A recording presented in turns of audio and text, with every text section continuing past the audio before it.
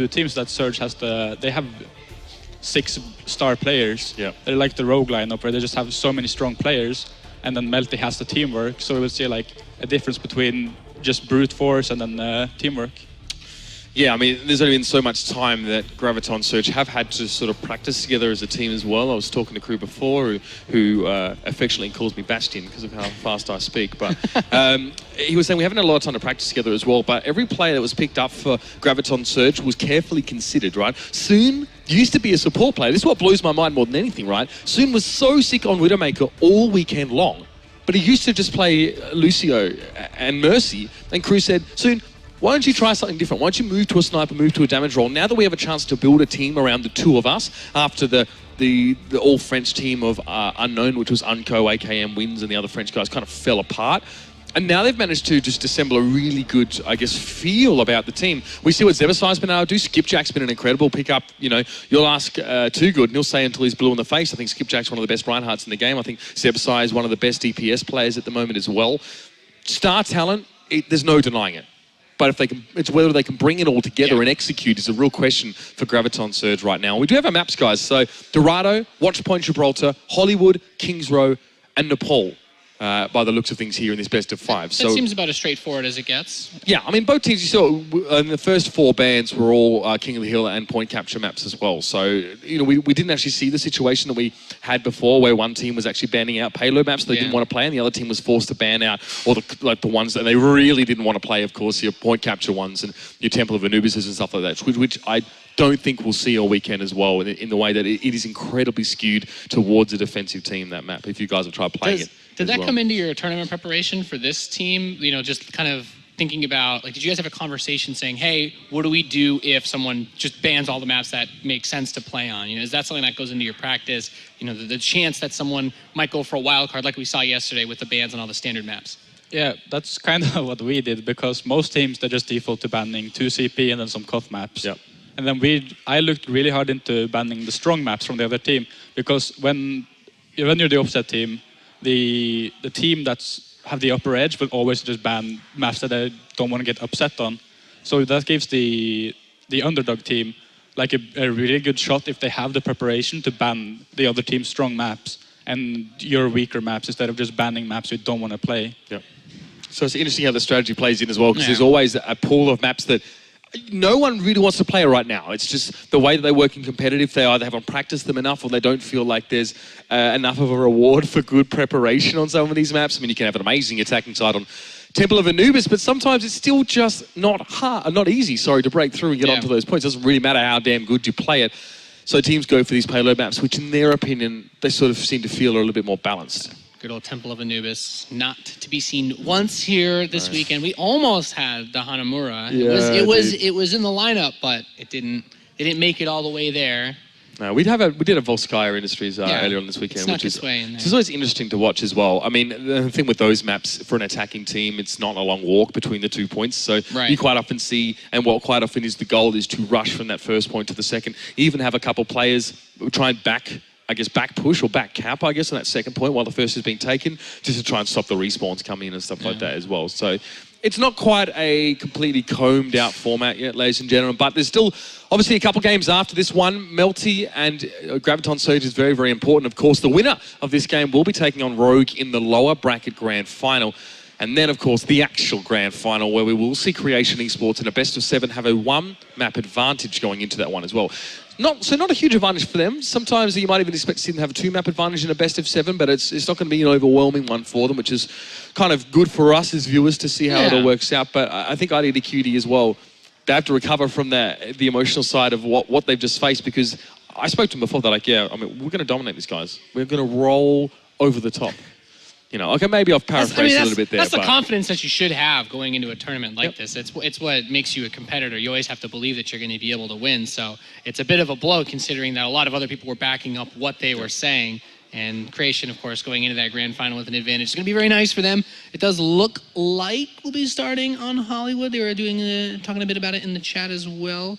So getting ready to kick off the first game of our second match here today. I mean, Melty's Melty's Hollywood, or actually in general Melty's defensive side starts, they are that team that is happy to go for a Bastion. Maybe a Bastion, but more so Torbjorn Symmetra. Okay. They might bring a Bastion in, but Cabal has a love affair with the Blackbeard Torbjorn skin. He absolutely loves it. I remember the first time he showed it to me, he has a really distinctive laugh. It's almost a cackle that he has. Yeah. So when I got into teams, he's like, Mitch, come quickly, I have to show you this skin. So we had to go into a game, and he showed me this skin, and he laughed for about 20 seconds to show me this skin. It's a great skin, man. That's the next step of Overwatch is as we get more skins that evolve into it, the metas will build around those as well. Metas build around skins. You heard it here first, guys. You know, that's why there's not enough Diva play. Diva skins haven't been interesting enough. There hasn't, you know, they don't have that booty tier Widowmaker going. It's true. That's that is a shame. Rip over the shoulder. But guys, we're about to jump into this first match. Of course, this first map is going to be Hollywood, and it is going to be Melty starting on the defensive side. Now, we are seeing, of course, already 3 Lucios locked in. MKL, I think they want to speed boost that Symmetra out to the point. Yeah, I don't think we will see a 4 support hold. That'd be pretty hardcore. But that's the funny thing is when you first start watching this, it's like if you're in chat, you're like, are they really going to go with that? But nah. There are some weird things that they do with it, though. Like we saw the fireworks out of the Hanzo. Yeah, that was cool, wasn't it? Because it's like, wait, they're actually going to stay on him, but yeah, they switch fast. So you watch this Symmetra as well, and these 3 Lucios are just going to speed boost one after another, so Cabal can get out to the point early enough that he can put 6 turrets down. Normally you only get 4 as Symmetra. You don't actually have time with the cooldown on placing turrets to put them all, because you get your first 3, and after that, then there's a cooldown to waiting for your next one. It has to charge up. So now with how early Cabal's got out, he's got 35 seconds, and so he can obviously place these turrets fairly far forward. Now, interesting that he's actually placing this one out front of the door. I mean, MKL, what's your thoughts here? Because I kind of feel like it's just going to get destroyed as soon as the team comes out. Is it just to get an idea of where they're coming from? First of all, it reveals where they're coming from, and just getting those 2 ticks of damage just give you like 3% on your ult. Sure. The faster you get your TP, the stronger it is. But the one interesting thing that Melty did, they run the 3 Lucius and then they had the Hanzo to place the wallhack arrow to see what the attacking team is playing. That was really smart. Yeah, we didn't even talk about that. I think Flippy picked Hanzo and threw a Sonic arrow into the doorway. So, I mean, there can still be changes right now for Graviton Surge, but any information they can get is going to help. So D-Gun, going to be on that Junkrat to start things off here. It's going to be the attack with Crew up on that Pharah here as well. We're going to try a little bit more first person for you guys. Let's see what Crew can do over this point. Yep, going right up top, of course, that Crew. Pharah is going to make that Junkrat a little bit more difficult to manage, of course. Not going to be hitting that Pharah with any of those grenades. Zebazai looking forward, trying to get that first shot. Of course, the nades are spamming through the arches. I like playing around that inside. It's going to make it a little bit more difficult for the Pharah to actually get inside there and kill the rat. But so far, taking out the trap and just putting them on pressure. D-Gun puts so much pressure down as well. We've seen teams struggle to push against a team with a Junkrat when they have to go through that archway or the room. It's the lesser of 2 evils, really. Either one is dangerous when you've got D-Gun spamming these grenades away here. Cabal falls. Now, he has his teleporter up, but that's quite early, to be honest, for him now. But Melty need to hold on this push, Nate. Yeah. He steps forward here, trying to push the Lucio back out away from the point. Not going to be able to do anything to help support his teammates. Trying to make that take as Zebazai steps towards the side. Trying to grab the Mercy, but can't quite get the angle on him. Knocks Flippy out of the equation, however, as soon jumps onto the point.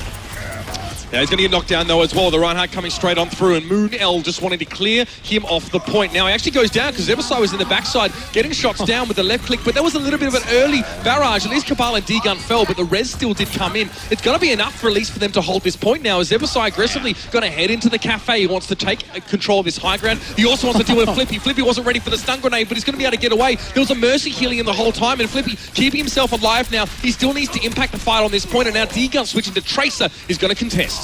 And he's got that tactical visor available, but D-Gun stepping forward here. They've managed to clean off the point, so they've done it, but they've got about half of it secured so far. If they come back on and be able to take it a little bit more quickly. Well, Zebusai not being able to kill Flippy there really cost them because Flippy was able to deal so much damage standing behind them. So, I mean, again, we actually now see D-Gun switching to the Tracer. He's going to have to play this for this next hold. Is this a bit of a detriment to Melty? Don't they prefer, I guess, to actually have that Junkrat here? Yeah, the reason that D-Gun went for the Tracer so they could just get back faster points so they could fight with the stronger number. Because Junkrat would never make it back in time for that fight. Yeah, definitely not a hero that's going to be able to boost himself forward super fast. They did come in with the Graviton Pulse, but not able to completely overrun the position. And the defense stands strong, so they've done a pretty reasonable job here. All things said and done, making great time on this first point. spraying everywhere. Now, Cabal's teleport isn't up at the moment, of course, you can see. He's the only time he can actually gain ult percentage is when his teleport is not present on the battlefield here. And Digan is going to opt to at least stick with Tracer for the time being. It's too hard to switch back.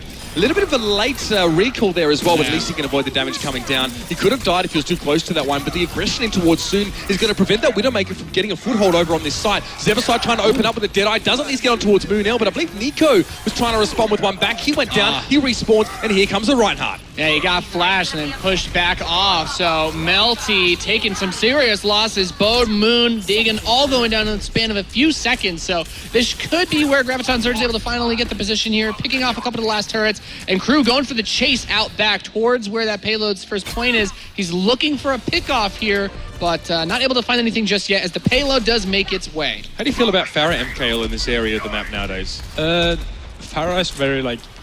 It depends on if you have a strong Pharah or not, because there's other composition with Widowmaker and Double Monkey you can run instead.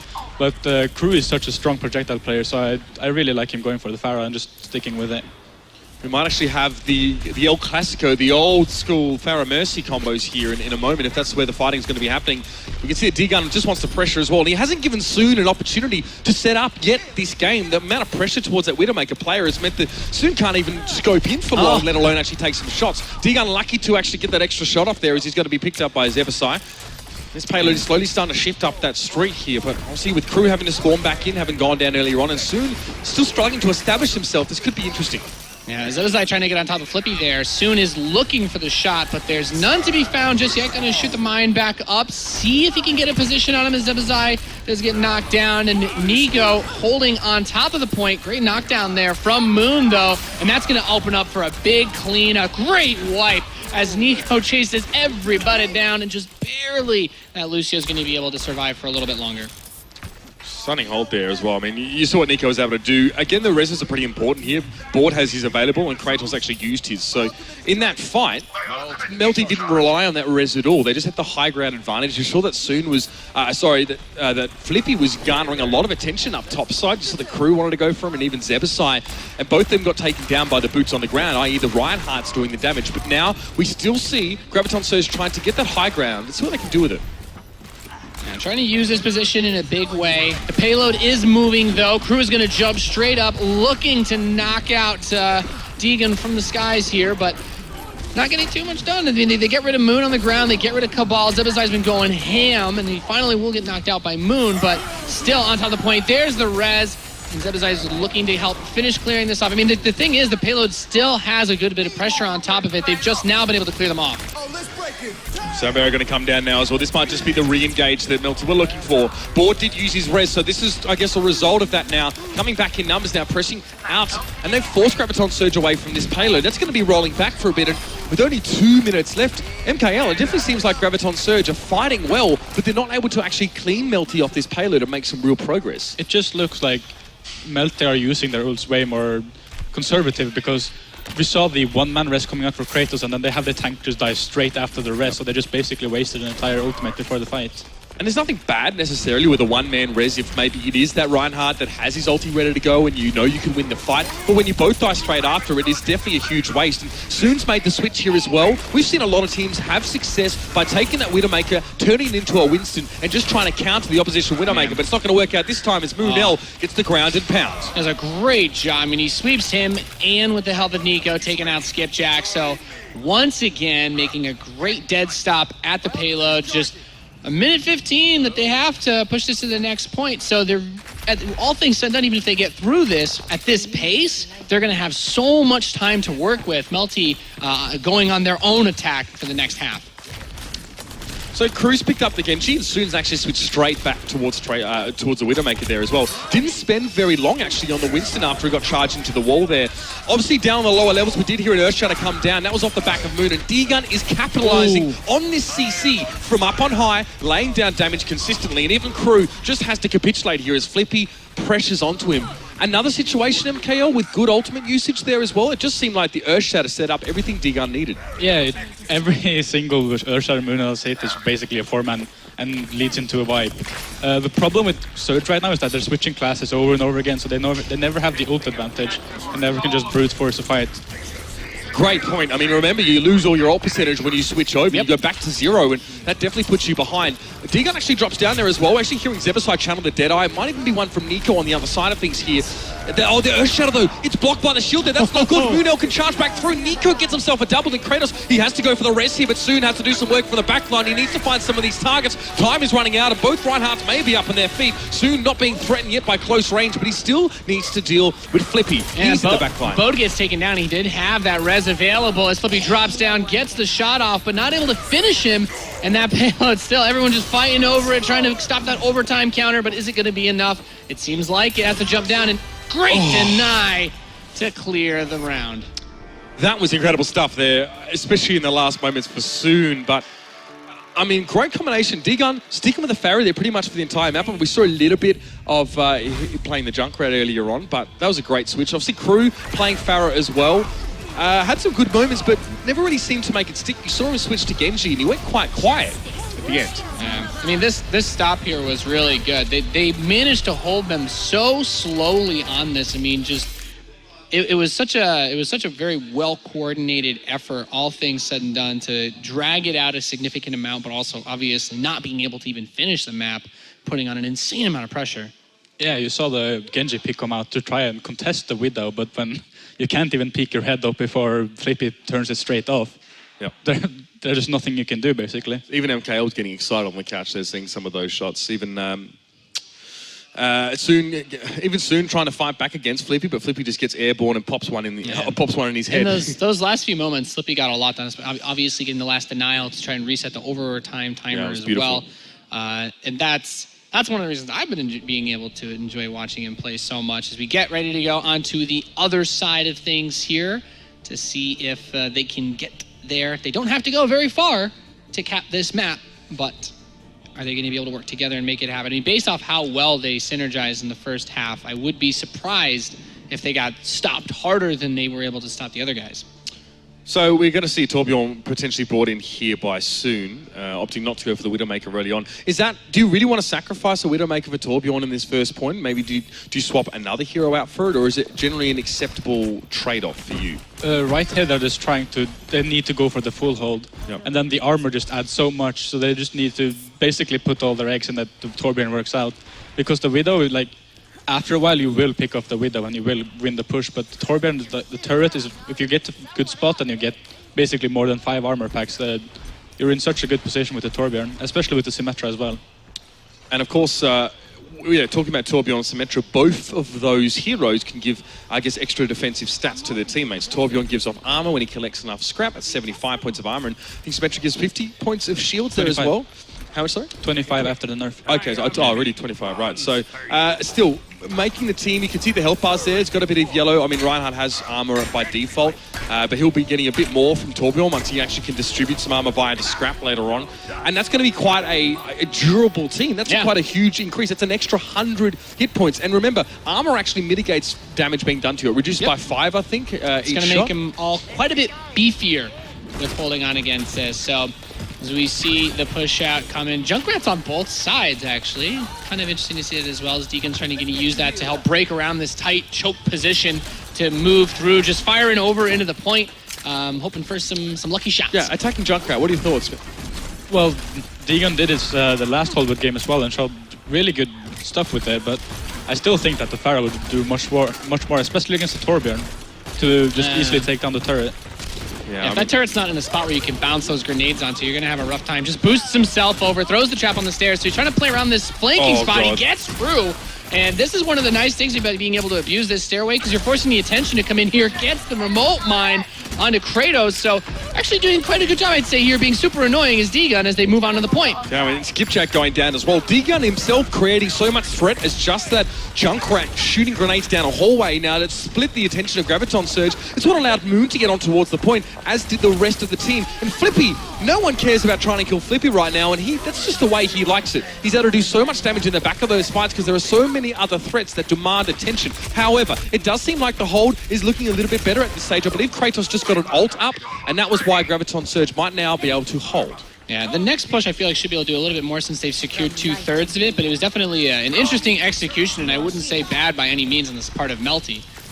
I think there was a TP now up as well. Yeah, 2 more players left to go through it. So luckily enough, I guess there was a TP available and even a res for Graviton Surge that was going to allow them to get back into this fight and go for the hold. If that wasn't present, I'd say they would have struggled. But Flippy, okay, buddy, no worries. Doesn't get the full charge on that shot, so not exactly as exciting as it could have been. Riptide comes through, but Zebasai catches it just as it comes out the door.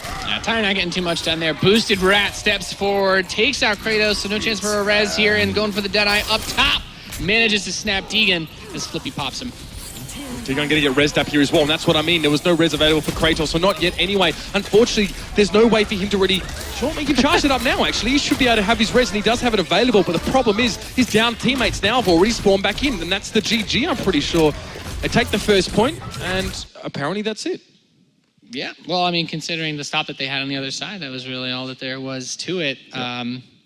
That's great. That was a very interesting. I personally enjoy seeing the aggressive Junkrat quite a bit as a big Rat fan myself. So let's talk about that. We saw what Deegan was actually able to do there in those last few moments of the map. Worth it still, in your opinion, what he was able to create, that danger zone? With how Surge reacted to the Junkrat, with just like having the shield in front and then not blocking Flippy off, Flippy just got so much space, so Flippy could just run around and just basically shoot as much as he wanted. And then Deegan didn't even have to do anything, just basically throw the pipes into the shield, and then Flippy could do whatever he wanted. Let it rip. The amount of threat you can create as one of 6 heroes on your team is insane. Here's a couple clips here as well from the game earlier on. Obviously, Moonell had some fantastic Earth Shatters, and Deegan was able to capitalize with barrages that we didn't always see, but you definitely saw him on a kill feed. This is Soon, of course, and this is Deegan. This is that moment there where he just really created so much threat. Look at how the Reinhardt on GS responds to this. You see the shield being pointed towards the stairs, and then Flippy stands inside the IT room and just keeps like shooting at the... It opens up so much, and these scenarios, you got to respect the Rat, man. He got so much work done here, and it was great to watch. And, you know, you got a good pick up there if we saw for Zebazai, but Deegan getting back up there and then using the bomb as well. If you throw that under the Reinhardt as they're charging, you could just knock him straight up. Then he can't go through the door either, so preventing him from getting back out onto the site. And we actually saw in that moment where Deegan was playing, we eventually saw Skipjack come and start putting his shield up. Deegan then throws down a remote mine, activates it, kills the Mercy, took Kratos out with that one mine, and that was really a big part of what was going to allow them to hold. The only reason that Graviton Surge actually managed to come back is because there was a Symmetra teleporter in play. So 4 teleport charges were used to get the main players back in there. Kratos was able to get his ult charged up, but the problem is, when his ult was charged up, it was on one Reinhardt because he'd taken damage, and all the teammates that he could have res were already way back at spawn walking to the point. So there's no way that he could have even used that in a constructive manner at all. Convincing first map, can we say then, for Melty here? Yeah, especially with that showing from Flippy. It looks like Melty they're ready for the loser bracket final at least. Do you think Flippy is potentially the best Widow here? Do you think there's anyone that can really challenge him for that title? Because Lynx was incredible as well, and even Soon showed us some great stuff day 1 and day 2. The difference between Flippy and Lynx is that Lynx he flexes for his team as well. He plays the Genji and the Pharah, and Flippy, he plays Hitscan, he plays the Soldier, and he plays McCree. So I think Flippy is just, based on skill, has the potential to be the better. Lynx is more consistent, but Flippy just hits those like insane shots sometimes, and he also has bad games, as shown in their first game against Experiment, where he didn't really do much. That's true. So I mean, 2 very different players. I also don't think Flippy is so prone to flights of fancy as well. He doesn't require that momentum. He's just a consistent performer. Both great to watch too. I love, you love. You gotta give him credit for going for those hook shots straight up into the sky and trying to get the hits from far away. Sorry, I thought we were going to see something. I think we are going to see something from these guys. What is this? What have you got for us this time, trolling us? I'm not sure. Usually they give us a show, right? We had the Torbjorns from these guys earlier on, but now it's just the Cossack dance of the Zenyatas. They're all trying to like fall into some corner where it pushes them all together, I guess? I don't know. Maybe we've ruined it by coming to them too early. But, I mean, let's talk about the defending team, guys. Probably a little bit more important at this stage, I guess. Maybe. Okay, so Soldier 76, we saw Tvik do it quite a lot as well, controlling the high ground here. Definitely seems like a very, very strong pick. And even the Roadhog coming out here for soon, MKL. Yes. What are your thoughts on that? Well, you can see by the composition that they're expecting the double Monkey, double Genji composition and trying to counter that really hard. So the problem with trying to base your defensive composition around one attacking composition is that after the first push, the attacking team switches and you basically have a really weak composition. But it looks like Melty is going for the exact same and playing into their hand. Yeah, so I mean, obviously, Roadhog is insanely good against Winston. He just beats him pretty much in every single way, shape and form. So they're going to be hiding in the server room here as well. We'll have to wait and see when they choose to come out. Obviously, Crew's sitting apart from the rest of his team and going to be at least creating some sort of crossfire scenario. Has to be careful of Flippy, though, who he's already managed to spot out. Flippy already standing loud and proud up here on top of this spot, which is a good vantage point, but of course they allow that first checkpoint to go, but they're going to start to fight soon. They're going to have to pull the trigger, and so you can see the Genji's now already getting to grips here up on the top side, so soon gets Flippy actually. I don't know how, he must be playing in a different part. Now, you still see Melty pushing forward. They're losing a couple here, but has this counted them out? I'm not really sure if Melty had been slowed down much by this. I mean, Soon's just kind of getting caught out by himself here and will get picked off. Just working together, kind of sticking in a great spot. Cabal is here to keep pumping that health in. Coming from the backside, though, and Nico activates the Dragon Blade and immediately gets shut down. Yeah, we did see the biotic field there as well, laid down by Crew to keep his team a little bit healthier and sustain through that damage. That being said, I think Dragon Blade does 140 damage per hit or 120, something in that magnitude. So it doesn't really matter if you have some small healing over time. You're still going to get wrecked. It's got You're just going to kill him, right? Yeah. Obviously, we didn't see the Reflect available, which it is available to, of course, still in Dragon Blade form as a Genji player, but yeah, not much you can do there. Sometimes it's easy to bite off more than you can chew as a Genji. Yeah, he tried to go for the hero play and killing the Mercy there, so he didn't get the rest off, and then they would have pushed out. You pull out that sword, you always feel like a badass. Doesn't always make you one. And here they've gone to Sen pick to try and, because they have the Monkey and the Reinhardt and the Roadhog, and Sen is really good at killing tanks. And obviously there's no Widowmaker to really threaten the Zenyatta at this stage as well, so we can pick out those targets, put that Orb of Discord on them and just try and work them down. But this is a problem with Zenyatta. He's squishy. If a Winston jumps on you, you're not going to win that fight.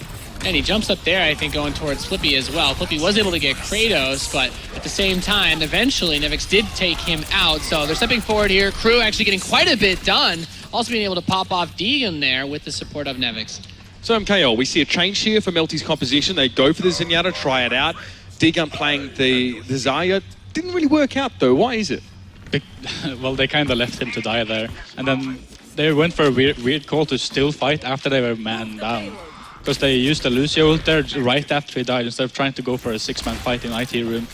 So now we go back to maybe a little bit more of a standard comp, or maybe with the exception of the Zarya. The double McCree's coming out here as well. So we're seeing the whole hog being used here as well. It's going to be an Earthshatter coming on down. Reinhardt charging straight through, and Nico just trying to keep himself out of harm's way, I guess. In the back of the fight, he manages to catch on towards Zebasai with the headshot. He's not going to be able to take down Crew, who's top side here, had himself the biotic field, and so at long range, he's definitely going to win out in that kind of game.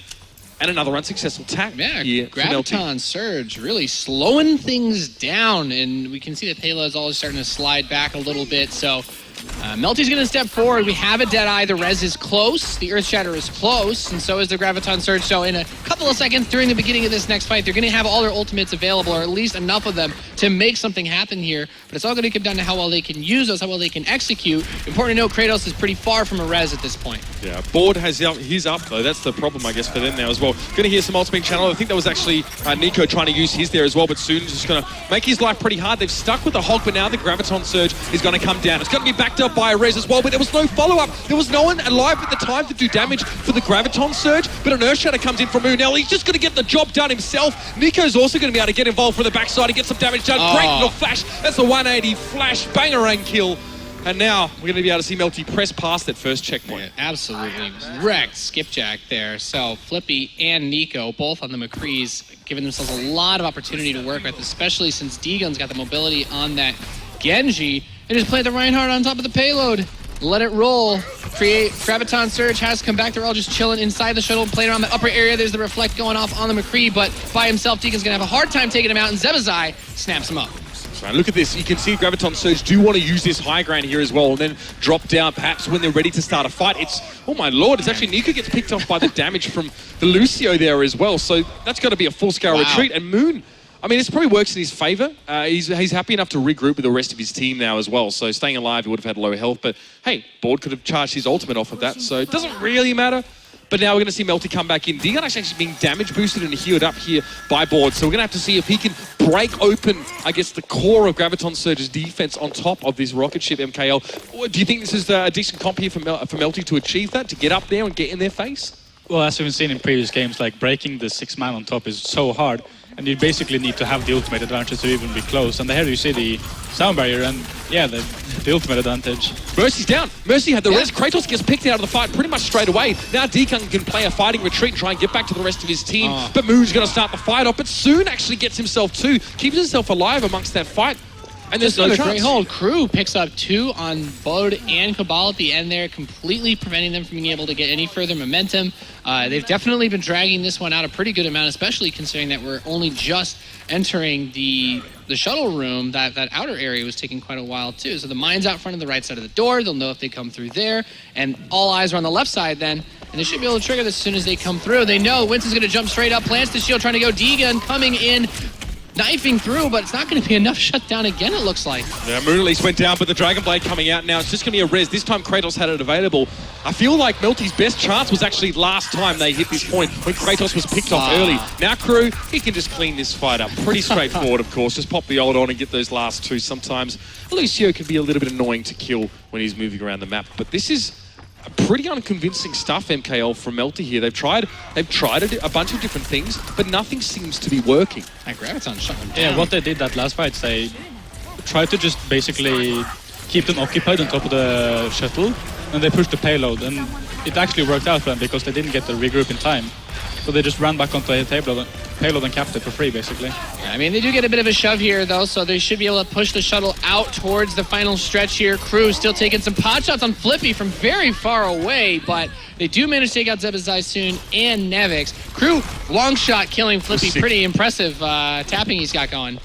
Yeah, I mean, the first 4 shots on Soldier 76 don't actually disperse at all. Yeah, and he's so on the Helix rocket to finish him off from 100 HP. That's sick, by the way. At that range, I mean, Flippy, Yeah. sometimes it's hard to be aware of your surroundings, but he was looking at Crew. It's hard to get kill that. him. It's hard to get that rhythm as Soldier to keep shooting in the bursts that are 100% accurate as well. So just staying calm and composed in a pretty tense situation. Deegan coming up here against the monkey, but not finding too much, just letting it rip from afar. And they're starting to get a little bit of forward momentum going here. Flippy is back into it. Deegan desperately trying to keep him off the point, but yeah, he'll be able to clear him. Sound barrier used here as well, so D-Gun really needs to make use of this now coming forward. Using the Dragon Blade, he can stay alive. That health is now decayed away, so he is as fragile as he was before Sound Barrier was used, and he didn't actually get anyone for that. Now the defensive Sound Barrier comes out, and you can see that Reinhardt Skipjack stayed alive for so damn long, despite D-Gun trying to turn him into sliced bread.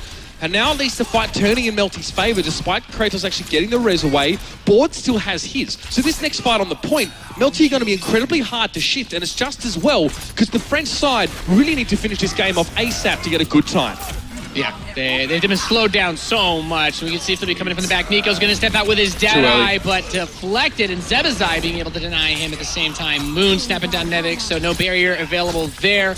Moon has been shut down by Skipjack, and Crew dancing around a bit, being forced to run back to spawn to get the health again, and just having such a rough time. But I'd still say, time-wise, have held him off reasonably long enough, and Melty being delayed this last push has been stopped as well. I think we actually saw Skipjack try and Earth Shadow to catch D-Gun there as well. Or to be fair, if you see a Mercy, you should probably Earth Shadow if she's potentially got an ultimate, but a little bit frivolous use of that. But still, the fight was already won by Graviton Surge, and they're trying to do what Melty did earlier on. Get forward, push them back, and prevent them from even getting to the payload, let alone getting it across the finish line. It is quite an aggressive stance that they've been able to take here, because as close as the payload is to being able to go through, of course, you're still always going to be playing for time in the first half as it is stopwatch. So going to activate the recon visor. Flippy looking for something to be able to get, but they're pretty all close to the shield. So, and like you said, very forward. So they're basically forcing some of them to try to run back to actually get that payload moving again.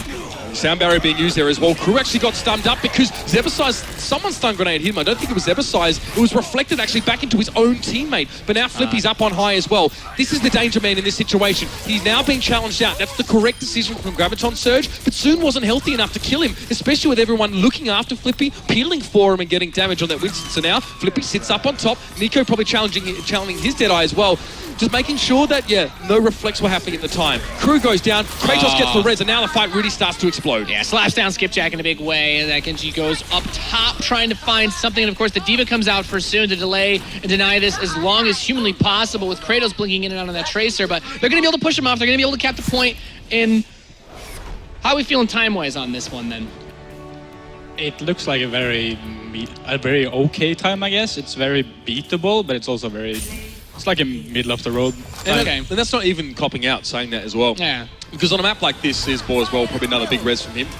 On a map like this, Gibraltar's a long map, and the hangar phase is grueling.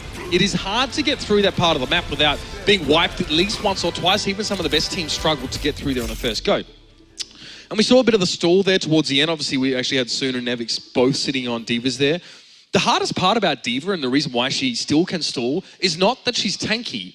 It's not that she jumps out of her suit so much as that she has a period of invulnerability when she's being ejected from her suit. That's like a 1.5 second, if not more time, where you have 6 people who can throw everything in the world at her and it doesn't do anything. So you have to wait until politely wait, of course, until she's ejected from her suit and then can be targeted again.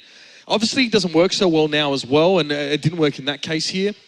Let's talk about some of the points where Melty struggled on this map. They tried everything. They really did. They tried a lot of different compositions. They eventually found something that helped for them. But MKL, really quickly, just tell us why you think Melty were able to eventually get through, in your opinion.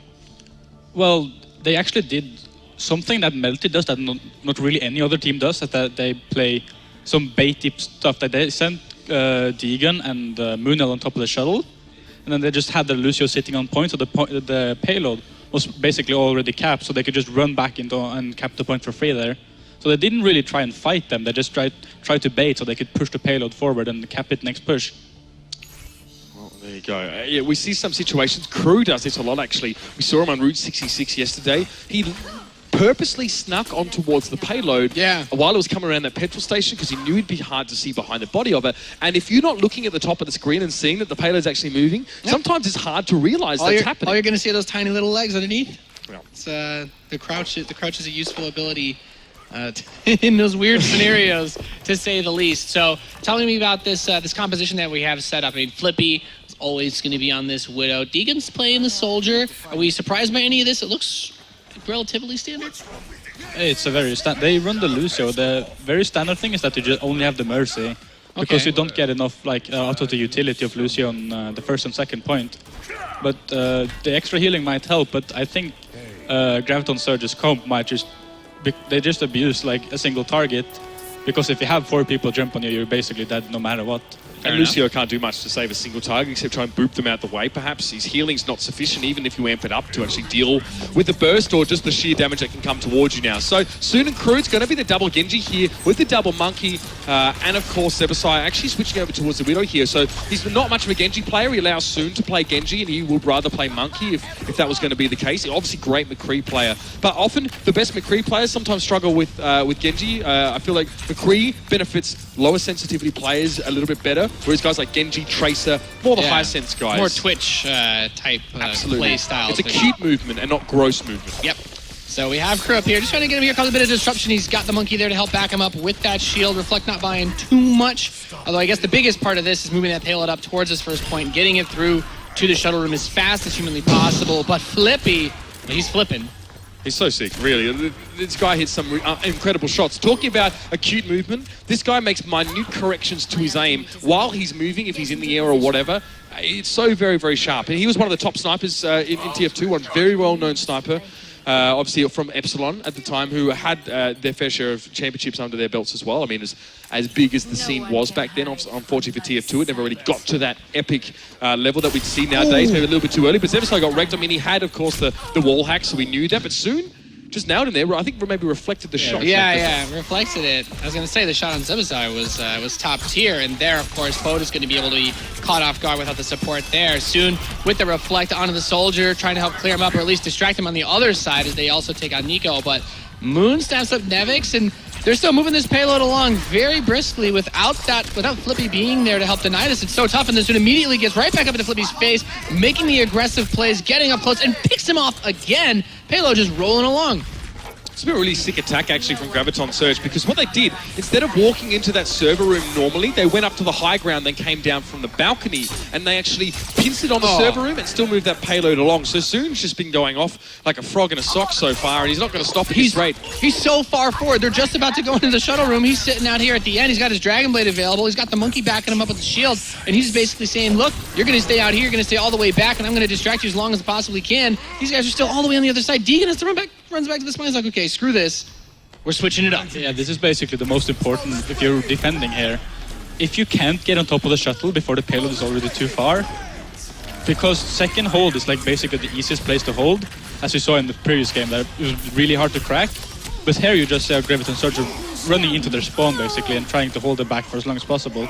So now it's working out really well. Yeah, I mean, so now as a result, the fight's just super chaotic, right? Because no one's actually fighting over the payload. Kratos is just sort of the one person sitting on it trying to get it moving forward, and the rest of his team is just going forward. Crew and Soon, what a nasty combination. We were thinking, who else apart from Melty's been able to execute this double Genji comp with such alacrity and gusto? I guess it is Graviton Surge. This guy's showing him how it's done. Crew just being a monster here with how much he's been in their face. He has prevented them from being able to come together and focus on an objective for so long, busting out the Dragon Blade, coming up, slicing and dicing on Flippy, erasing Bode, and moving in on the Monkey now. Even with Primal Rage, how much are you going to be able to do to stop these guys? They are all over you, Winston. Right. Again, this payload made it all the way through the hangar phase without being contested, because the whole time it was just a scrap. It was just a brawl, and Melty weren't able to set up and actually target players, pick them off, and prevent the payload from moving forward. They were fighting for their lives and fighting for just the most basic of positions inside that room because of how aggressively Graviton Surge pushed forward. One of the most impressive hangar phases we've seen all weekend. Yeah, and they got 6 minutes to work with now for the final stretch, and there's so much space for them to work with here. I mean, the only thing I would think is that this is an opportunity where Flippy could get some snipes, but he's already on the Winston because what they've been doing so far hasn't been working at all for them anyway. The thing we see here is that the ult advantage is just so big for the attacking team. The defending team have just never gotten a real fight where they could build their ults and get a real hold. Yeah. They got the sound barrier, the two Angry Monkeys, and they do pop the sound barrier right there as Zebazai still looking to get some hits up here. I mean, they did erase both of the Genjis. However, Nico's going to go for Deadeye over here, looking for some cash money. Get skipjack. It's really hard to do because the amount of time the Deadeye takes to close in depends on how much health they have and also if you have a damage boost or not. So trying to use the Deadeye on a Winston in Primal Rage takes a long time for that circle to finally go to the skull in the middle. It really, you have to be very patient. Yeah, and they're coming up here. The Dragon Blade's being activated. It's like, well, can't attack into your spawns, sadly. That payload, they've got to move it, 3 meters in 5 minutes. They have so much time to work with. Deegan comes out on the Roadhog, trying to push him all away, trying to make something happen desperately here. Not picking up too many kills, though.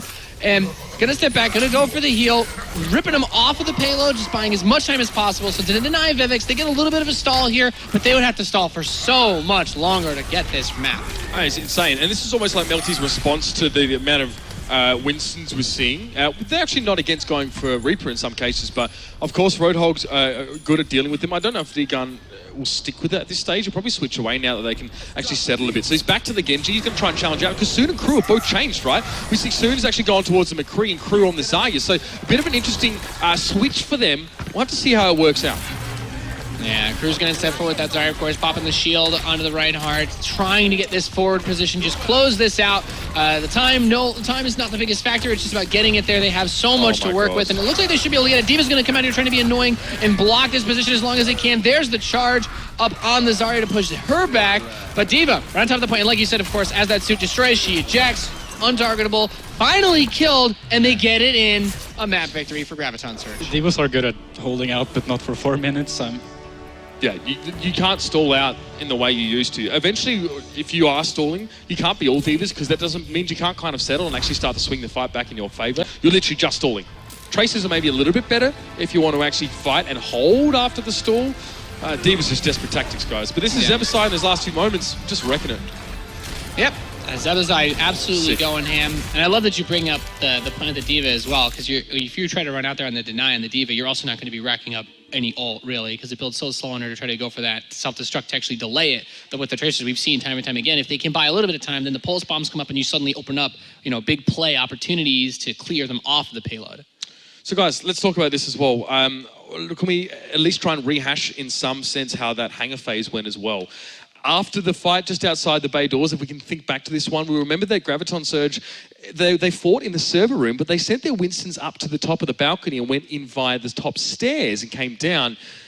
Talk us through this. Talk us through the thinking of this, because I don't think we've really seen a team try and break open the server room hold like that yet this weekend. Because Melty only really had one class to deal with the Genjis, they had the Soldier, so they just sent the Winston to try and basically delete the Soldier from the game. And that's how they got broke the second point, because the Soldier had to deal with 2 Winstons, which he can't kill alone. Yeah. And they don't even have to kill them, they just have to give the Genjis room. Kind of like you do with the sniper, but here, because the Melty went for a more like more wide approach, they would try to counter many different compositions with their different picks instead of going for the one counter like we saw Graviton Surge doing in the first half.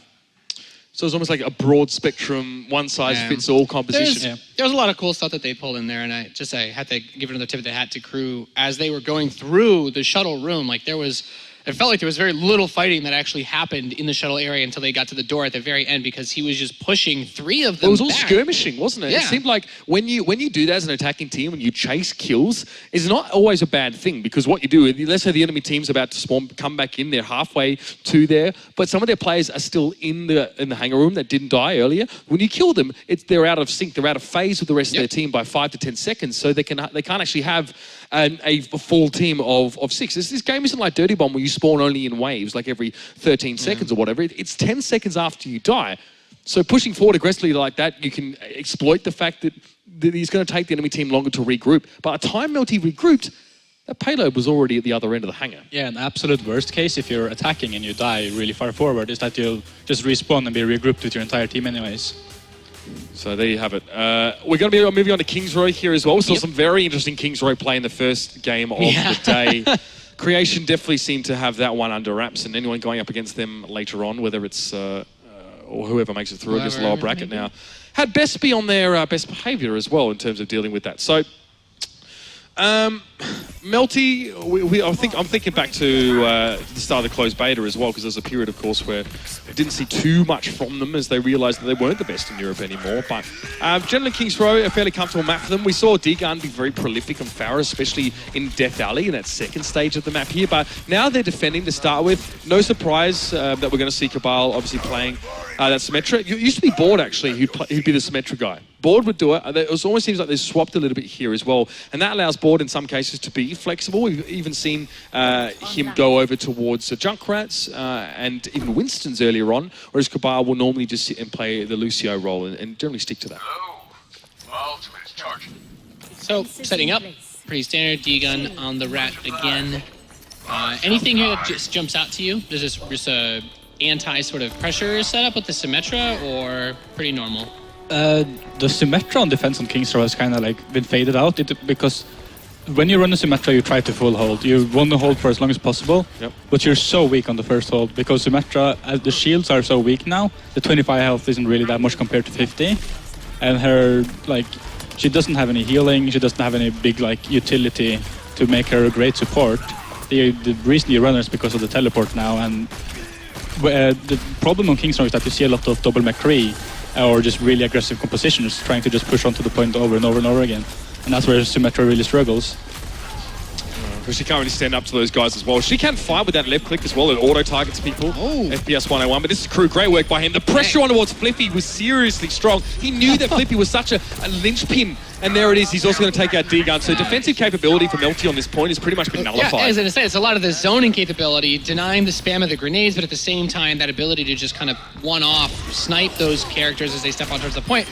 Guys on the ground doing a pretty reasonable job, but soon getting some serious work done, still backed up by Crew, who's been raining those rockets from the skies, and suddenly, I mean, it's just enough time that we've been able to see Flippy make it back to this position as well as D-Gun, but they're kind of fighting in halves now, and that makes this first point a pretty easy cap for Graviton Surge. And now Graviton Surge have wall hack as well. You saw Soon put that one up, so there was no chance for Flippy to even try and contest against Soon or go 1v1. It was always going to be at a disadvantage, and Crew's just going to get aggressive and force them back like they did on Gibraltar. Yeah, I like that he uses the last little bit of that recon visor. He saw where Flippy was, and he's like, if he comes over a little bit too close, he's all by himself, and it would have been a pretty easy pick. Very smart of Flippy to retreat, turning around as soon as just looking for that opportunity as the payload just kind of rolls along. So he's feeling pretty confident right now, I can imagine, after that first point. And to be fair, it's because players like Crew created a lot of space for him. He got Flippy, he got D-Gun. There's really nothing for you to worry about as a Widowmaker except maybe McCree that gets up in your face. It's two phenomenal picks to get the start. Incredible stuff from Crew, really. He really made that fight work. I love seeing that stuff as well. Barrage, he actually goes for Flippy because he knew Flippy would be the one that could shut him down while he was ulting. Quickly turns around, he gets rezzed up. It's a 3-for-1 engage, a trade there as well as Board was actually the one to get the kill. And you can see Crew there as well, getting rid of Cabal. He was keeping it contested, trying to slow the payload down. That play was actually really smart because he didn't know the Widow was there, but he heard, because Widow and Tracer have basically the same footsteps, so you heard the Clop, clop, yeah, clop, the high heels. So he turned around instantly and killed the Widow, so the Widow couldn't kill him off during the ult. So that was like just such a smart play by Crew. They just have so much momentum here, already making their way into the Foundry now. Like, Graviton Surge is really making time. I think this is going to be super difficult if Melty can't get a big stop or two very soon, trying to make the push on their own once they go to the next half. Look at Zebasai getting aggressive now as well. He waited for the shield to fade away, but the stun didn't connect, and now the Earth Shatter comes down. It's going to be a chance for Melty to hold on here as Crew just pieces out. Actually, no, he's going to go the underside. That's a very cheeky little thing you can do as Farah. You can get behind enemy lines by dropping down and using your boost. Unfortunately, he got D-gun in midair, which is no small feat, but he actually gets taken down there by Board again. We trade out, yeah. Board making good use of what damage he can put out, as he also does have that res available. We have a res for Kratos and a sound barrier. And the recon visor, of course, will be useful for trying to make their next push in, but you know, the barrier and the res on Melty's side is going to make making that push stick a bit difficult. Sound barrier comes down now as well. We may have ourselves a fight here, or at least perhaps a disengagement here from Graviton Surge. No, they get Moonell and they actually want to keep coming forward. Soon continuing to feel confident here. He also, I think, has the wall hack up for a couple seconds to see if he can connect onto anyone else with it. But he'll get on towards the payload. Zebasai now is going to channel that Deadeye. There's no Reinhardt here to speak of right now, so yep, he'll be happy enough with Flippy there as well. He had to decide, see if anyone else is going to walk into his field of view, and Zebasai's going to keep getting aggressive. What a great attacking side from Graviton Surge. I mean, he does get flashed out by Nico. I mean, if he had been able to get a flash there on him and the Reinhardt, that could have been enough to close out the defenses here and get this first point. But time is so tricky because it's still pretty fast for them to be able to get it in if they can get it. Nico steps up trying to get Skipjack, but not quite enough there. So even if you can't get him, they pushed him back. They bought themselves a good bit of time. He does get him on the tail end of things. And I believe also Cabal was able to finish off soon, maybe with a knockoff there and the deny on Crew's ult. Yeah, Crew also tried to go back around, I think, yet again. Yeah, this is where he was. So some cheeky plays. Yeah, really cute, actually. I mean, I saw this on Reddit quite a while ago, but Farah players can get around behind the enemy team. It's sick for barrages, right? Especially if the team's not ready for it. But Crew's already tried it twice now, and it hasn't really worked out either time. So third time's the charm. Yeah, well, you're not wrong. We'll see if it works out, but Graviton Surge to start things off. Yeah, it gets everybody clumped up, super close together, not able to get a crazy amount off of it, now getting the snaps. There's the res to bring him back, flashes in onto Flippy, takes him out, but there's the sound barrier, holding it together on the side of Melty, and we see Moonell getting very far forward, trying to shove these guys back, bringing out the hammer, pushing Crew back out of the Foundry. So buying as much time as they can. This is helping them a lot with how fast they got through that early phase of the game. This is giving them a lot more time to work with. Every second here is precious. A lot of ultimates being spent there as well. Yeah, the problem with that push was that they used 3 ultimates where they can basically only use 1. So on defense, you shouldn't be that worried about being too greedy, because if you're too greedy with your ults, you'll just get pushed in and have a horrible time. So I do like that they aren't afraid of using their ultimate, basically. No one there being caught by Nico, and Zebasai's actually switched over towards the Reaper now as well, just to deal with D-Gun, I guess. He's getting very, very aggressive, but soon gets himself a couple there as well. He switched over to that McCree, and he's making life a little bit harder. And the Earth Shatter comes down, somehow soon avoids that, and he's going to keep going forward now as well, looking to try and get on towards that Zarya. Cabal actually falls as well. Nevix gets himself too. I think Cabal actually was knocked off the edge and fell straight down. It's a team wipe as well, and this payload's going to get across the line. There's going to be barely enough time here for Melty to stop it, and you can see them running desperately on towards the point. Board is going to get there as well. Moon charges on towards the point. He hits Skipjack in midair, but Zebasai comes through. Got to try and clean up there with the Death Blossom. Flippy comes in with a Diva as well, just trying to keep this in stasis. Actually getting themselves a little bit of extra time here. Not too bad. There's the Graviton Surge to pull them all in together and finish this off. And woof. What that last push there, the 2 kills for the Lucio really only happens one way when you get to the end of this map. I think he booped him, didn't he? He booped the other Lucio and the Reinhardt. Stunning stuff there. And Nevix, a well-deserved player of the game for him now. This is probably it, boys. Nice moves here by Nevix coming up towards the end. It gets so frustrating. Kicking him out when he's down. God. Okay, so he booped Moon off the edge. That's so cheeky. Oh, dude. Another one for the Abattoir, boys. Send him off. So, there it is. 6 minutes and 22, guys, on this map. That's not a bad time at all here for Graviton Surge. And Melty, in a similar vein to Watchpoint Gibraltar, have appeared to struggle to set their feet and actually put up a solid defense. In the last stage, I think MKO, you can agree, there were some moments there where Melty were able to hold, but eventually they were just completely run over the top of. Well, they were basically set up for failure from first point because of they had just their comp was so weak against what they were up against, and then Crew just basically he 2v1'd upstairs with 14 HP, basically winning that push alone, and then they never really fully regrouped for second point, and they were so far far behind on ults, they would never hold the second point there. But they got their feet back on last point, and they held for longer than I expected at least.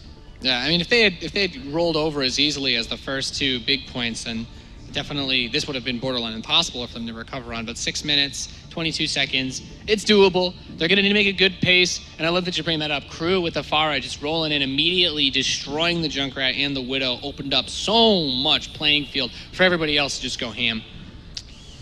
Well, gentlemen, let's see now if Melty are up to the task there. We're talking about their defensive hold being a little bit outdated, maybe not suited well if you're actually going to brawl on the point and actually skirmish more than just try and flat out wipe the enemy team time and time again. The days are over where Melty can throw up a wall on the first point of most maps and actually expect to hold it reliably, where they used to be able to do that very frequently. However, we do see Nevix actually playing Symmetra as well for the side of Graviton Surge. I mean, this comp is pretty similar, I think, because Crew is also, as D-Gun was, is on that Junkrat here. Yeah, but instead of the Widow, they have the Soldier, who has basically more, because the Widow is more pick-focused and the Soldier just adds more damage in the fight. Right. So they basically have a much stronger team-fighting composition, and Symmetra isn't it isn't garbage in team fights. It's still usable if you go for the flanks and you can latch onto the Mercy, basically. So I think their composition is better suited for the normal meta. I'm still not a big fan of Symmetra, but it can work, and if you hold the first point and get your teleport, it's really strong. And again, if D-Gun attempts to get up behind by sprinting, of course, jumping across, he's going to have to deal with Soon, who's also being pocketed currently by Kratos and will have help close by. So we'll go with D-Gun for a little bit and see what he plans to do. It does appear that he wants to get up behind and try and start something up here. He doesn't know if they have a Widow yet or not. He spots the other 76, and he's, for that reason, happy enough to peek again and take a couple pot shots. But he knows that he needs to deal with Soon, because from that position, it's a great place to be as 76. You can get a lot of damage done over time. You're not trying to kill anyone. You're just trying to get people low and just set things up for your teammates. Also just causing chaos, right? Being able to make his way so far into the back of this line. As Flippy steps forward, going for them trick shots. Does tag the Rat, not able to quite get him. And Crew actually does pick D-Gun off, as Zebazai is able to snap Bode. So that's the main difference now as well between the start that we've seen from Melty on the attack and the start we saw from Graviton Surge. Soon's still alive. He managed to hold in position. D-Gun goes down, and then Soon just drops down onto the point. Adds some damage to the fight. Backs up his Reinhardt. Obviously, great position to be in as well if he can punish people for trying to actually break that Reinhardt shield, because there's damage coming from behind it. So Soon sits back on the point, and now Melty have to try something else. So utility of 76 can just come right down. He's the Swiss Army knife of Overwatch. Very much so. So Moon putting up the shield. I mean, they're trying to make this slow push forward. Of course, there's a shield on the other side. Kratos does have the res, but so does Bode. So options are mixed. Now, D-Gun has kind of made his way around the back. He doesn't have that visor up yet, so he's got to be careful with where he's going to try to choose. Gets the Helix rocket in on a couple of them, but the Rat shows up and he gets wrecked. And we just saw the teleport go live there as well, so it's going to be that much easier for Graviton Surge to establish a bit of a full hold on this point now. Deadeye being channeled there as well by Nico. Got himself 2 kills there. At least got rid of Soon, and Zebazai's not actually able to hold. There was an offensive res coming out there, if I'm not mistaken, and that gives him a few more bodies on the point. But Kratos there has no one else to heal now. He's going to have to fall down. It was a sound barrier used. Melty are going to get this point eventually, but you see they had to back away from Crew's Riptide there as well. But he's going to come in now, try and hold it. A little bit too sharp there, Nico. He's able to pick up the Rat. Zebo gets himself onto the point now as well. And even Soon can channel his ultimate, but great Earth Shatter by Moon. That was probably the one thing that could have made it a lot harder for Melty to take the point. The Moon dealt with it quite easily. Some pretty aggressive defensive plays there, trying to shut it down towards the end, as Flippy goes forward and actually gets himself 2 picks on Kratos and Skipjack. So manages to grab Crew too. I was actually about to say they got slowed down quite a bit to take that first point relative to how easy it was for Graviton to grab it, but this is actually going to give them a lot of time to move forward now. And we've seen how reliant basically Graviton Surge has been on the Crew making the plays, and shutting him down that early just gives him so much time and so much free space around the second point. So Crew switches straight away after getting picked as Farah by Widow. It's a pretty unenjoyable experience. He's going to make the switch, and soon you can see him getting aggressive. He's going to deny this high ground away from Flippy, prevent him from actually being able to play forward and try to take down any sort of reinforcements that might come through. I think Nico got behind there as well, but it doesn't seem like he managed to get a heck of a lot out of his Deadeye there. He's going to be jumped on as well. Good turn from Graviton Surge to address that threat in front of them. But now Moonell has the barrier advantages. We saw that Skipjacks was broken down. He's going to be able to bring that up in a second. Soon again, consistently pushing forward. And look at how Melty just had to straight up disengage from this. I like it. It's a clever decision, but still they're going to get rolled over if they can't get away from this fight. Yeah, pushing him so far back. We've actually passed halftime here in terms of being able to get all the way to the final because of how quickly they were able to go last time. And everyone's just kind of scattered around. This is a super aggressive defensive posturing, just shoving them all the way back. You've got a little more than 2 minutes to go here. So you can see Kratos, I haven't talked too much about him recently. Very active, all right? Always someone to heal. There's always someone to be damage boosted as well, and you need to be aware of your surroundings. What can threaten you right now? Look how quickly his ult charges up, and Crew's actually going to go in for this fight. He's got the Dragon Blade ready, but who will be his target? He actually has found D-Gun there as well. I think D-Gun's like a global taunt for him. If he sees him, he's going to go for him, but unfortunately doesn't get much value out of that one there as well. Nico's going to channel, gets the kill. Melty winning this fight out as well, and with no Kratos there to res, this payload probably gets to the next checkpoint.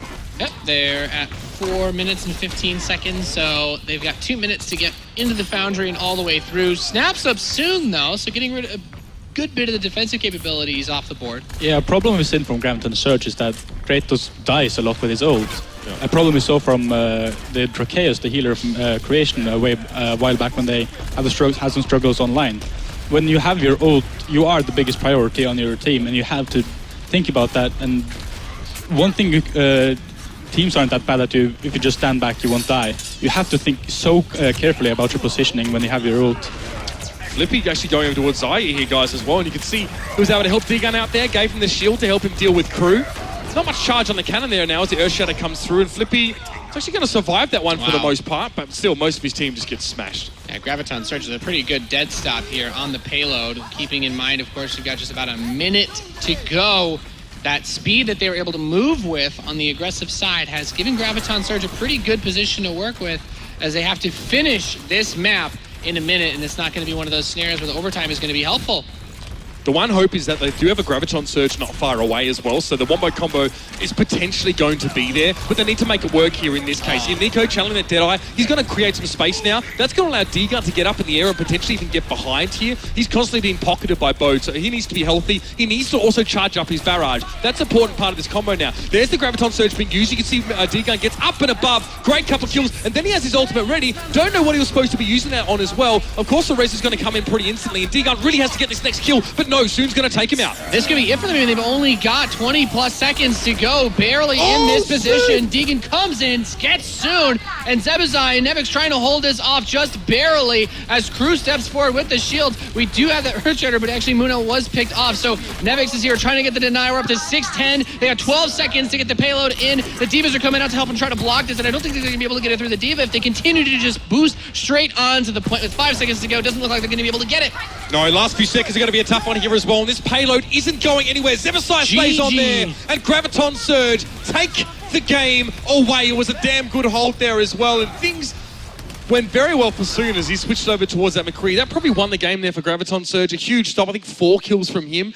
We're actually looking at D-Gun to see what he was going to do when he got rezzed up after that, but Soon, I didn't realize that he had such a clear shot with his ultimate there. Yeah, the problem there is that Deegan went for the 50-50 because he knew Mercy was on the left because he saw the healing beam, but he thought it was in the pocket with the small health pack. That's why he shot his ult there, but he was actually hiding way further behind, and if he just flew in and got the 5-man rest, it basically won them the game. So I think he channels as the res comes in, he gets back in the corner. This is a great time to use your Deadeye as well, waiting for that res patiently. No shield available, get the heck wrecked.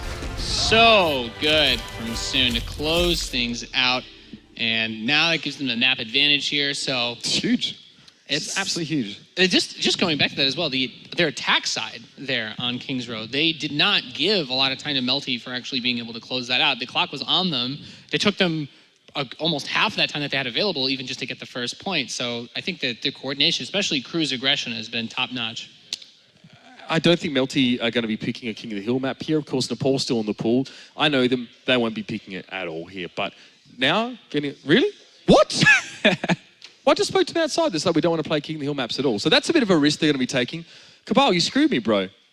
You screwed me. Baited, outsmarted. No, we played table tennis. I'm like, hey, like, are you gonna play some King of the Hill maps? That's because he knew like, you'd mention it on cast. What a dick. He was like, oh, he's gonna say this. This is what I get for beating him in table tennis. He's gonna say this on stream and think he's gonna sound smart, and he got you. I don't think anything I have to say sounds smart. I'm just 50-15, half of it.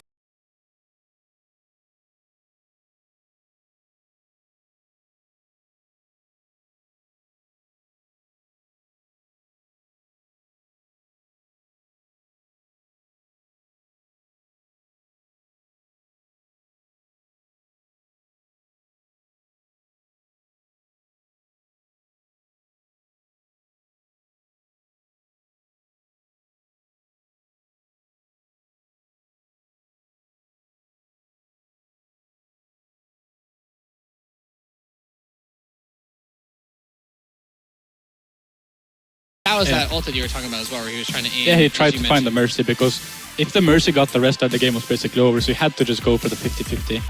I can't believe on the cash, people the cash money Deadeye.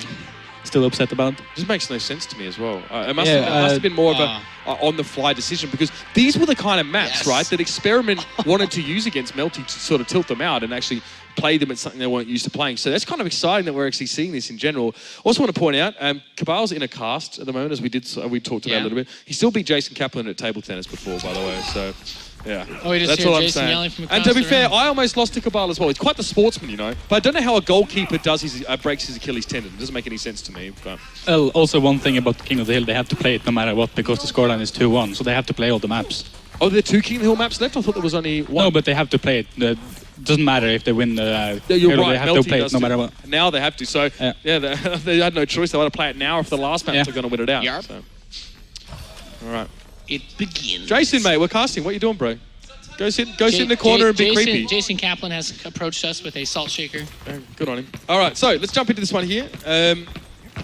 Over on the point. I mean, we've seen some chaos in a big way here. I mean, we did also see, I think it was Soon and even Flippy. We have actually seen Melty play this map. I'm pretty sure it was when Flippy was on that Widowmaker really doing work there. So point's going to be unlocking in just a few seconds. So this is the initial fight to get pole position before they go in for the take. I mean, the initial establishment on the site seems to be coming for Graviton Surge. They've got 2 beginning to cap it. And I feel like that first cap, even if the contention starts immediately, it's always good because you start to build it up. You don't lose the gain on the King of the Hill point, even if both teams are fighting over it. As long as you're the one that has it and you don't lose it, you're always getting points from it. Exactly right. So that's why the fights need to be clean, they need to be won. So stalling's a possibility to some degree here. But notice this as well, Graviton Surge comfortably take the first point here. The double McCree, obviously, and we see double McCree comps all the time on this map. It's a brawl map. You just try and kill them. And this is obviously the best way. Yeah, exactly. It's the best way to do that, right? Soon actually, though, gets the better in that case as well. We actually do see the sound barrier coming out here as well. It's going to benefit the defending team. We see Soon press forward. Nico, Moon, Deegan, Flippy, Bode all killed in quick succession. So this point is just racking it up for Graviton Surge, going up to 40%. So they've got to be feeling good. They've got to be feeling comfortable. They still have a Deadeye available, and they will have a Primal Rage available very soon as well. And we're seeing that they're only running one Lucio, so they lack utility, and they have the Widowmaker instead. The Widowmaker hasn't made any picks so far. So I'm expecting it to use the Warlock here and then just switch off it, because Widowmaker isn't doing anything. And Board as well. I think he likes King of the Hill maps because he actually gets to play something other than Mercy. So obviously picking up here the Winston in this case as well. Soon channeling that Deadeye. Actually gets Board as well, which is pretty decent value at killing a Winston with that move. Obviously a lot of health on them now as well. The fight starts again. Graviton Surge being used here. A few players being caught up in it, but again, minimal follow-up ready to come from it. It's just D-Gun, but look at him. He's not glowing, so he doesn't actually have a lot of charge on his cannon whatsoever, really. Despite all skirmishes, if you don't cap it, they are constantly getting the points. You can have your whole team there. If they've got one guy denying it, that score is still running up. They're at 80+% now. Crew chilling. He has his Graviton Surge available as well. So the setup is here, and they still have the Primal Rage as well as the Sound Barrier. So really, all that Melty's got to work with to try to take this is 2 Deadeyes. But the way that this map works, it's not that hard to dodge them either. Graviton surge used from both sides as well. A lot of black holes happening on the middle of the map there. D-Gun actually falls to his death yet again. We actually saw Board do it earlier on, so I'm not really sure what that was about. Now, Board just trying to keep Nico healthy, but the pressure is just going to be far too much here. I've got to say it right now, guys. Graviton Surge look far better brawling here. They also have the double sound barriers. They're staggered out. They can use them on 2 consecutive fights there, and that was a shutout on the point. That looked like that was a stomp. And the biggest problem there is that on the third fight, Melty ran on point and it died 3 people. Then even though Cabal uses ult, and D-Gun uses as well, instead of saving it for the next fight and trying to go on 6-on-6 with the ult advantage. They just basically used it out of pure desperation and didn't get anything out of it. Now, I just that was really rough to watch. Sorry, continue, mate. No, just saying. I was saying I distinctly remember Board going off chops on this map last time we saw him play in the Sanctum area. He's on the rat again, so Nathaniel's already rubbing his hands together. Flippy also going to the Reaper, I think is stunning on this map in general. But of course, Board, he had some massive plays, and I love watching this guy play normally, but seeing him actually get to play damage dealers is also a special experience for me as well. So hopefully he really can show us a bit more of that excellence we saw yesterday. There's so many tight points here on this map that, you place the traps on the stairs, they're a lot harder to see. There's so many different areas of elevation that's a lot easier to catch them. And then, of course, those the remote detonated bombs are going to push people into those dead areas. Actually stuns quite a few of them. Nico here with that flash. The point is going to unlock, and who's going to be able to get it first? Most of the skirmish is taking place on the stairs, but Flippy's going to try to move down here and get that cap. Soon wants a challenge. He doesn't really want to give this away straight away, but Crew, unfortunately, is going to take down Moonell. Soon got killed by D-Gun there as well, so the Pharaohs actually coming into their own. No tanks here whatsoever for Melty Esports, and they're struggling a bit as well. They're not really doing the damage output they need to justify not having a tank here, MKL. Their composition is based around zoning them out with the Junkrat and forcing them to speed into you, and then you have the Reaper to do massive amounts of damage.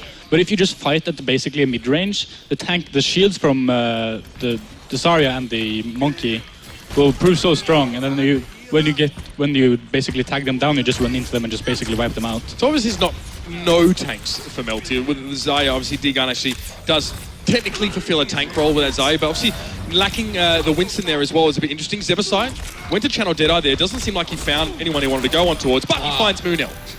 And once again, Graviton Surge gets a dominant start here, getting Flippy as well. They try to make him play onto the point, but everybody is there to contest, and bye you go. Get booped, son. Yeah, they were basically trying to just jump off the map there anyways. There wasn't really much they can do, and they just tried to feed as little ult as possible. But the problem with when Lucio boops you off the map, he gets ult percentage based off how much damage he did when knocking you off. So sick. So he basically got 80% on his ult from that. That collapse. We could see we'd spent a lot of time around Todd and Roddy, by the way, because me and Nate just said so sick at the same time. That's Elky. Elky's done it. Is to it? me. So he put on to all of those. He's been at like the last 3 events I've been at. I'm becoming him. So sick. Well, we're hearing a lot of Deadeyes being channeled here as well. Soon, going to get one off. Zebasai got 3. Nothing for Soon there. Zebasai just... Soon got enough from King's Row. What a monster. This is it. Melty are going to get knocked out of this tournament, guys. This is the last chance for them. They haven't even held this point. They've looked terrible on these King of the Hill maps, and this is why I was so shocked to see Cabal pick at this stage. Of course, they had to play it eventually, but playing it here as well, I don't know. It hasn't worked out whatsoever here for the French lineup, and now we're going to see things turn around. It's a sound barrier being used as well. We're just seeing the Graviton Surge only really catching onto a couple people. Kratos does go down, so that's something. That's a bonus at least here for Melty. It's going to allow them to take the point and hold it, but they've had to go for 2 traces. 3 traces to even do that. But they're a long way from being able to bring this all the way back. So yeah, Nevix basically way out of position in that fight. He didn't get any. He had the sound barrier, but didn't use it because he wouldn't hit any of his players because he was so out of position. But still, they got also out of the other team, and they can just regroup and use their sound barrier now. We see Moonell, who's the tank player, right, for Melty playing McCree. So this game type definitely gives you a chance to play some different stuff, but of course Zebasai already has his Deadeye yet again. No targets, though, forthcoming at this stage. Man. And throwing the grenade, trying to get that retake now is Graviton Surge. They've got it capped, but are they going to be able to punch it through the OT? Cleaning up Cabal off the point. Someone else has got to run in. There's that Zarya with the shield, but on her own it's not going to be enough. Snaps it, and that could be it to secure this match. Looks like it. GG. And now Melty are knocked out of the tournament against the team captained by the player they let go a few months ago in favor of Flippy. It's a 3-1 scoreline. Melty only got that first map and have it completely turned around. Let's check out Zebasai. What a great play from him to really get things rolling in that last stage. Oh my goodness, this ult was so insane. 3 from across the map. Brilliant. Stunning stuff from the man. And then he gets to the next one as well with a stunning grenade, as you are guaranteed to do. Zebasai turning up there as well, soon showing incredible versatility, really just taking off in those last couple of games. So well deserved by Graviton Surge. And I had an inkling, I really did. I thought, seeing how Melty played up against Experiment and seeing the level of even some of the rookie teams here against a team like Melty, I believe that the upset was quite possible there. But did I think it would even happen in this way? No, I didn't. Crew. All right, mate? Yeah, all good? He's afraid of the camera. He doesn't want to come on camera. So we'll probably chat to Zebasai and one of the other guys later on. But obviously, yeah, a moment of pride for Crew as well, who obviously leaving Melty, who was an established team. For him, that was a big opportunity. He carried a lot of that match, too, just with a lot of the plays and executions he was able to make. It was so sick to watch. And that's him there in the yellow shirt there. So him now being able to turn around, to build his own team around him and Soon and perform like this, truly incredible. And it's definitely a sign of skill. We talked to Too Good about it as well. He said Crew is an incredibly good player, but sometimes he's a bit inconsistent with his performances. But he turned up when he had to, and that's all that really matters in this game sometimes as well. Zebasai, as always, they had to wait a while for him on day one. Obviously, he was late to get to his flight. He had to get up like 3 a.m. to catch a bus or something ridiculous. But this guy really turned the heat up. That's what an awesome showing from all these guys to be able to catch at the course of this match and then destroying on the COTS so hard too. Here's a couple more of these picks. We're going to be joined on the couch now by a couple of the Jets as well. Of course, we've got Zebasai here as well. Why don't you tell us who you are, mate, what your role is on the team and how you're feeling about that last game? Because we haven't chatted to you yet, I don't think. Well, yeah, it feels pretty good. Yeah, and and so what's your name, buddy? What's your name? Nevix, of course. Nevix, yeah. I know, we played a couple of times together. Yeah. How you going, bro? Yeah. Right. You had some excellent Lucio play there as well in that last stage. I mean, King of the Hill maps really kind of let players like you shine, who seem to definitely have an understanding of how to get cheeky and shift players off the edge there. But you guys, that Gibraltar map was impressive to say the least. You guys just breezed through the hangar phase, that second part of the map, so quickly. Explain to us, maybe you can, Zebasai, as well to start with. Explain to us how you were able to just make it so Melty couldn't establish any defense at all in that part of the map. Well, I don't know, there's not much to it really. Like, we get the momentum, we kill them late on the first point, and when they don't have time to set up, we just roll through the hangar phase and then skip ulted like top left as they were coming out of spawn and just kept pushing them back. So there's not much more to it, but the Gibraltar game felt good on both defense and offense, especially like comms-wise. It was pretty much a perfect map for us. Yeah. And King of the Hill, you guys essentially shut it out, Nevix. You know, you guys seemed a lot stronger. I was quite surprised actually to see Melty pick the King of the Hill map at that point. Of course, they had to play it at some time to come back from only having one map. But how were you feeling about that one as well? I mean, you guys really shut them out. We saw, Melty tried to go for a fairly aggressive comp at the end with just the Zarya as a tank. You guys still had the Winston to work with. Do you think that was a reason why you won? I mean, was there anything that you guys really think gave you the edge in the King of the Hill games? Yeah, I think the Zarya is a super good pick on King of the Hill. Yep. Like, that ulti just wins every fight. And it gives us so much momentum to have that, to always win one secure fight every time. Because when you hold it, like, you take control of that map, and it gives us so much more to just have the positioning on the King of the Hill.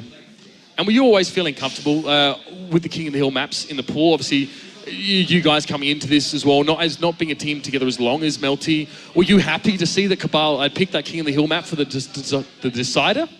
Well, we had the choice to play both Lijiang and Nepal, but we ended up banning Numbani, I think it was. Okay. So I guess we feared them a little bit on King of the Hill.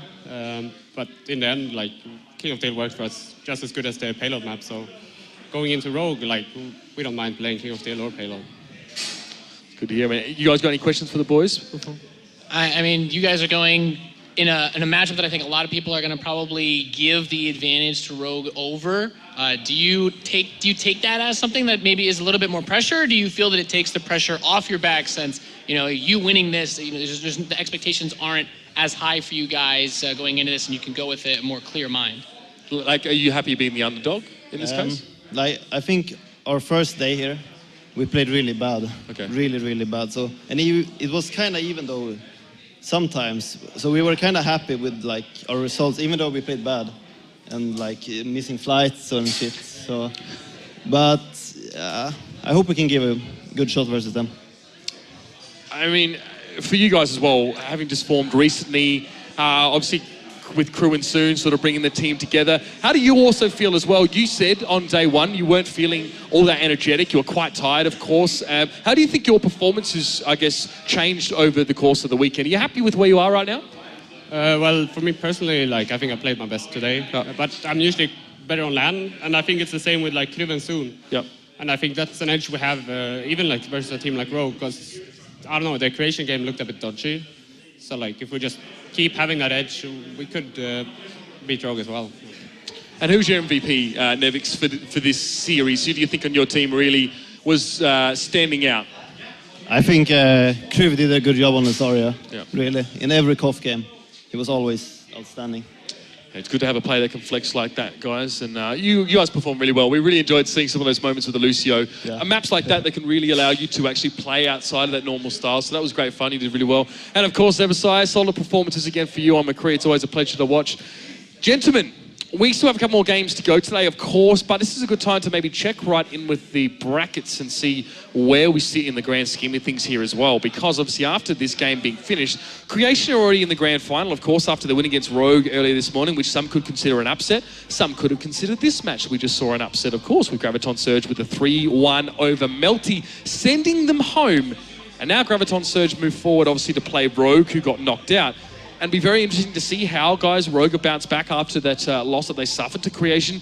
In some cases, it really wasn't close. And no one, not one person except the Creation guys, probably would have expected that to have even happened. You? I did. MKL? Why is that? Why? Because Rogue guys, as you saw, they got really cocky.